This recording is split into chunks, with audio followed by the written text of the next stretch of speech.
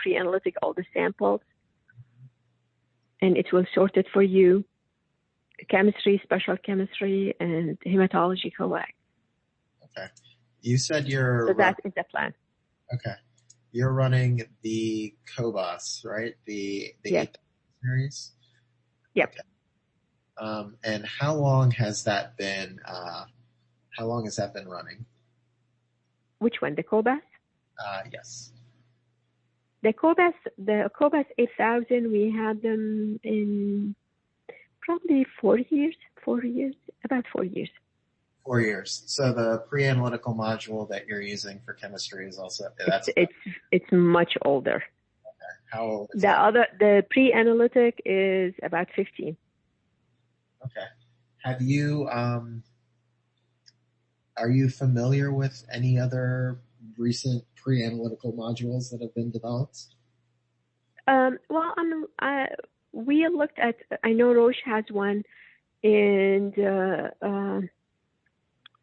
Beckman Coulter. What were your impressions of those two?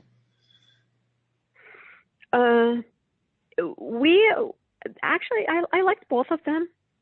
So that would be, we haven't decided how we're going to proceed. The instrumentation, the pre-analytic was fine.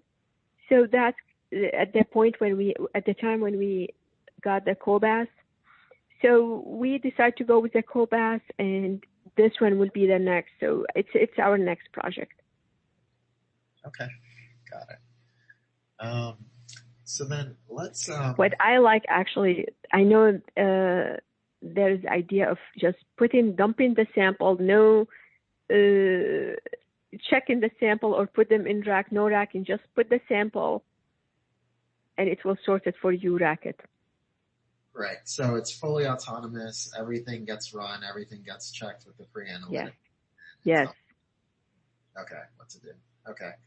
That makes sense. Let's back up and talk a bit more about your workflows and, just the importance of serum indices in general. So,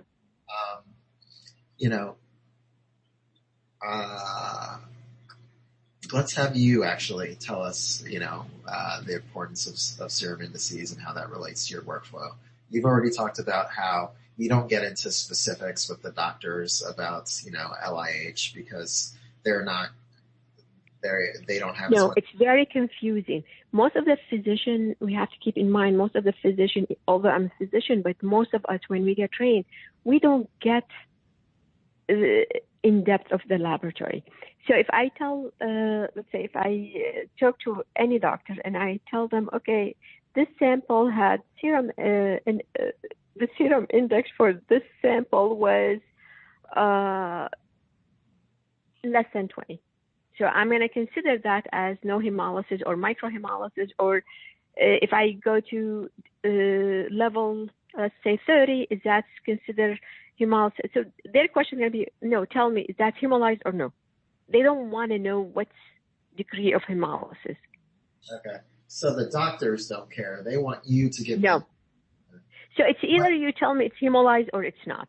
So, and if it is hemolyzed, is that going to affect the result or no?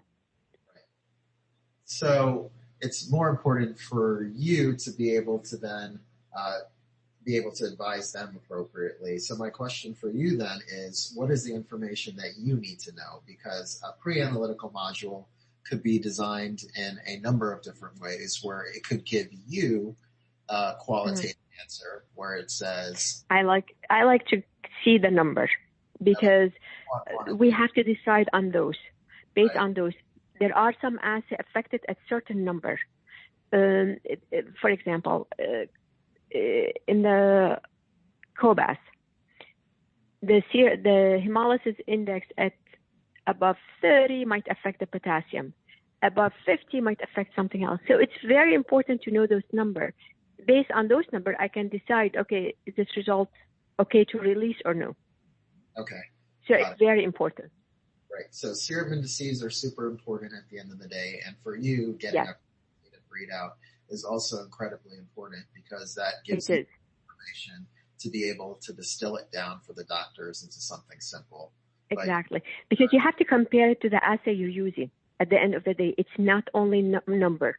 There are some assays. Let's say in the future, I change from cobas to different assay. Mm-hmm. That test may not be affected with the hemolysis. I remember a few years ago, the cobas was not affected for potassium by hemolysis index up to 100. That's changed now. That makes sense. So it's very important.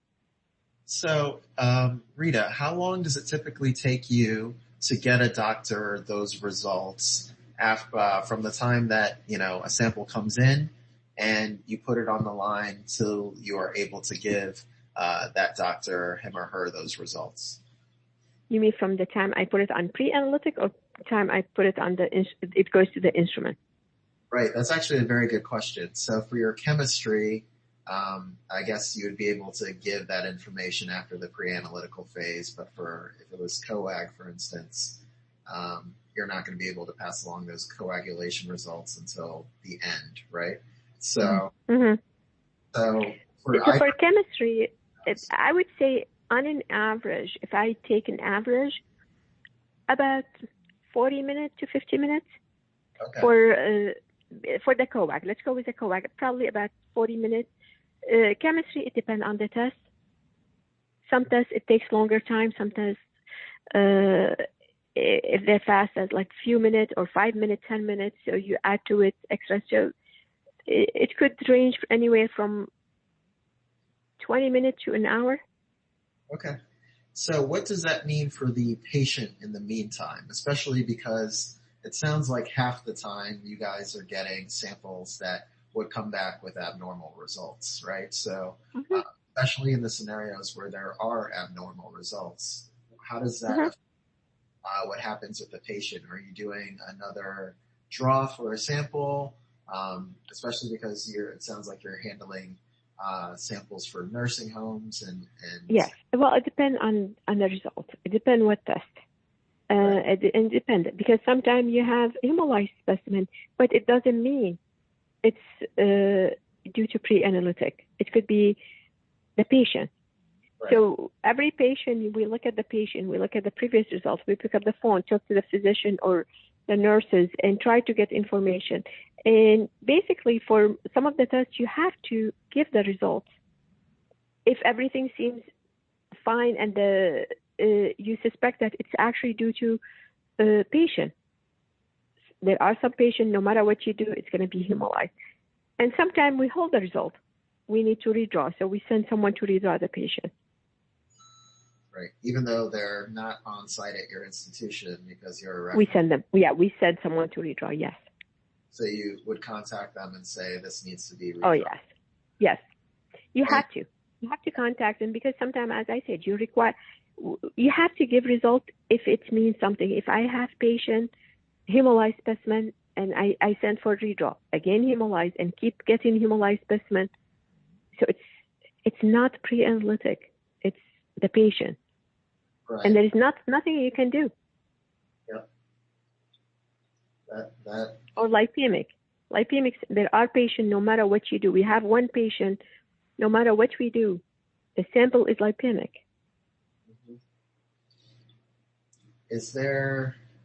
And so regardless of whether there's a pre-analytical module or not, that's not going to change the fact of whether a blood redraw is going to happen. And typically because of the timing involved and the fact that patients... Now, let me back up. When you say pre-analytic, what do you mean by pre-analytic here?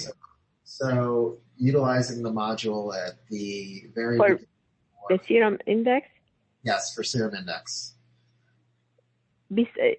Beside that, if I'm gonna send for redraw or no? Yeah. No, that's because if I have patient and serum index telling me there is no hemolysis, abnormal result, I'm not gonna send redraw.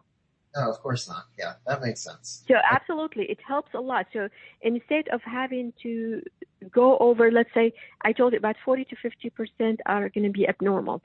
If the hemolysis index or the serum index are telling me everything is fine for about, which is usually only less than 5% has abnormal serum indices. So I saved a lot with that. I didn't send redraw. Every redraw is